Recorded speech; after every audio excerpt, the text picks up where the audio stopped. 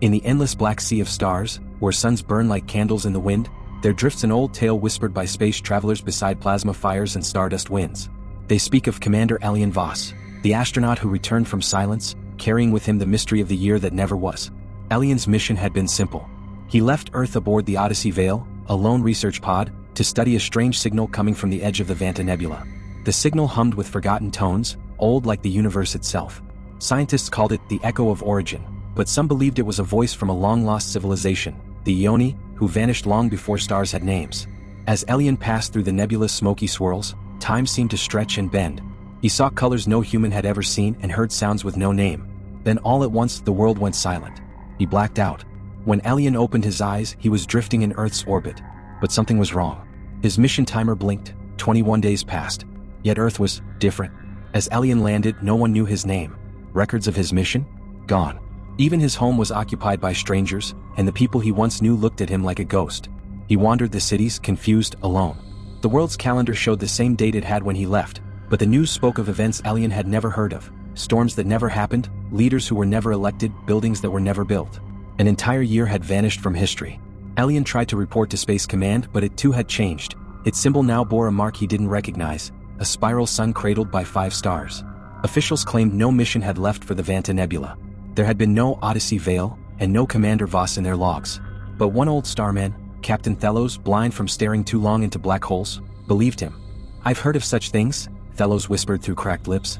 "They say the Ioni left behind time weapons, hidden deep in the folds of forgotten galaxies. Stories of chrono rifts, where time folds like cloth, and those who pass through come back untouched, while the universe forgets them." Thelos gave Alien a clue, the coordinates of Muriel's tomb, an ancient alien graveyard floating within the broken rings of a dead planet called Ourthus. It was said to be a resting place of the Ioni, where time flowed backward, forward, and sideways.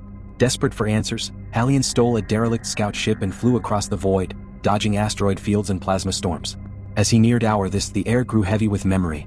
The planet spun slowly, its rings made not of stone, but of shattered relics, temples, machines, star maps, all orbiting like the thoughts of a forgotten god.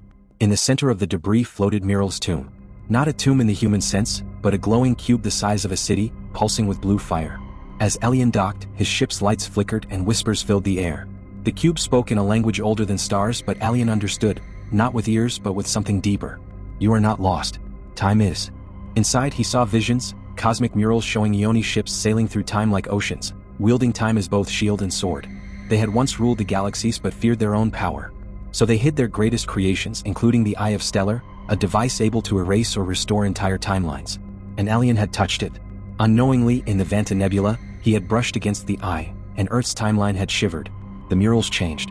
Now Alien saw himself, alone, forgotten, yet marked by stardust. The Eye had left a trace inside him. He was now a timekeeper, able to remember what the universe had erased. Suddenly alarms sounded. He wasn't alone. A figure entered, a tall being cloaked in flowing dark blue robes, its face hidden beneath a helmet shaped like a twin moon. It spoke, and its voice echoed in every direction. "You are not the first. You won't be the last. The Eye calls back its bearers." Alien ran. As the cube collapsed behind him, he fled back to the stars, carrying with him fragments of forgotten truths.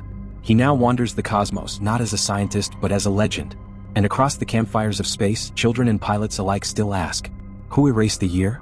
And the stars answer, "The year that never was, still waits to be found."